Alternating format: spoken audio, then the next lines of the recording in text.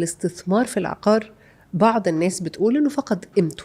اللي كسب من العقار كسب قبل 2022 وما بعدها الفرص قلت.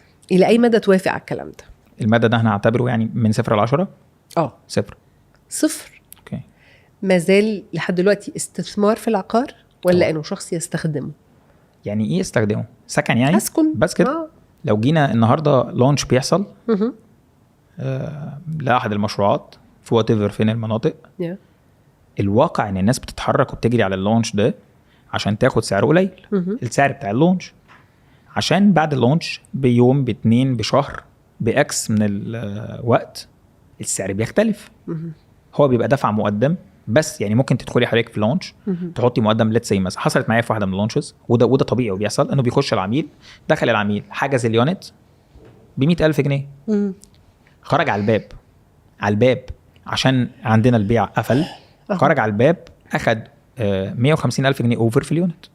بس المعروض كتير جدا، هل ده لسه بيحصل؟ لسه بيحصل على حسب المشروع واللوكيشن والنيدز بتاعت الناس. مهندس رامي، بكل سهولة وسلاسة كده، هل انتهى الاستثمار في القطاع العقاري؟ يعني العقار بقى مخزن للقيمة، ما بقاش حاجة أقدر أستثمر بيها وأزود قيمة فلوسي؟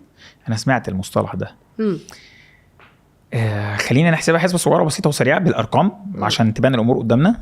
تيجي نرجع لبداية العاصمة الإدارية الجديدة بما ان ده الماركت بتاعنا. يا ريت، ولان العاصمه دلوقتي بدات تنتعش، يعني ده اللي انا فاهماه. من دي وان اعتقد ان العاصمه يعني ماشيه بخطى ثابته وانا شايفها انها ناجحه جدا.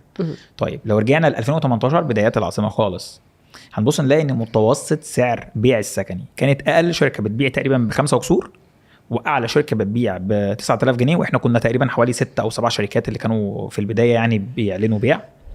فلو اخدنا متوسط من هنا تقريبا 7,000 جنيه، مظبوط كده؟ طيب حضرتك 7,000 جنيه دول كانوا بيمثلوا وقتها في 2018 الدولار ب 15.75 تقريبا، فبيمثلوا تقريبا حوالي 420-430 دولار.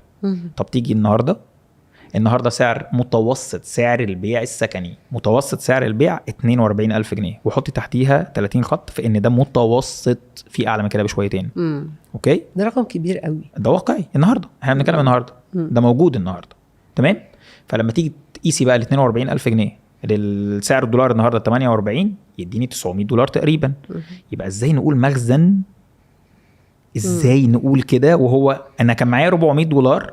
لو هو فقط يعني حاجه يعني بحافظ فيها على القيمه بتاعتي، المفروض الاقيهم النهارده 400 دولار 450 دولار، لا هم النهارده معايا 900 دولار. يعني حضرتك عايز تقول انه اهم كمان من الاستثمار في الدولار بمراحل كبيره؟ طبعا بدون نقاش.